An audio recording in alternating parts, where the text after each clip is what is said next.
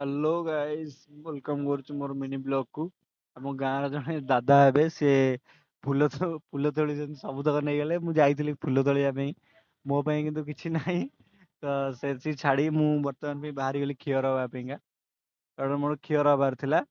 ତ ଆସିକି ପହଞ୍ଚିଗଲି କ୍ଷୀର ହବା ଦୋକାନରେ, ସେଲୁନରେ। ତ ପହଞ୍ଚିକି କ୍ଷୀର ହେଇସାରିଲା ପରେ ଦେଖନ୍ତୁ ପୁରା ହିରୋ ଭଳିଆ ଦେଖାଯାଉଛି ନା।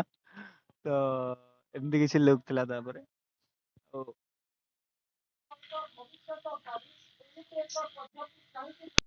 ତାପରେ ଏମିତି କିଛି ଲୁକ୍ ଥିଲା ଦେଖନ୍ତୁ। ତ ଭାଇ ମାନେ କମେଣ୍ଟ କରୁଥିଲେ କି ଭାଇ ଏମିତି ଦାଢି କଣ ପାଇଁ କାଟିଲ? ଭାଇ ନିଜ ପାଇଁ କିଛି କରିବାର ଅଛି ତ ଦାଢି ଟା କାଟିଦେଲି, ମତେ ଭଲ ଲାଗିଲାନି ଟିକେ।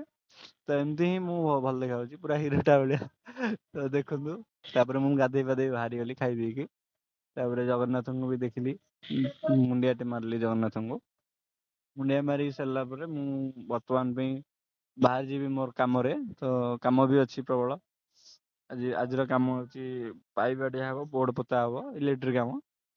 ଆପଣ କି ଯଦି ଇଲେକ୍ଟ୍ରିସିଆନ ଥିବେ ଲାଇକ୍ ଟେ କରିଦେବେ ଭାଇ। ତ ଦେଖ, ଯେଉଁମାନେ ବି ପୂର୍ବ ବ୍ଲଗ ଦେଖିନାହାନ୍ତି ଜଲ୍ଦି ଜଲ୍ଦି ଯାଇ ଦେଖି ଦିଅନ୍ତୁ, ନହେଲେ କିଛି ବୁଝିପାରିବେନି ଯେ ଏଇଟା କଣ, ଏ ବୋର୍ଡ କଣ, ଏଇଟା କଣ, ସେଇଟା କଣ, କିଛି ବୁଝିପାରିବେନି। ଜଲ୍ଦି ଜଲ୍ଦି ଯାଇ ପୂର୍ବ। ତ ଆଜିର କାମ କିଛି ଏମିତି ଥିଲା। ତ ଯେଉଁମାନେ ବି ପୂର୍ବ ବ୍ଲଗ ଦେଖିନାହାନ୍ତି ଜଲ୍ଦି ଜଲ୍ଦି ଯାଇ ଦେଖି ଦିଅନ୍ତୁ।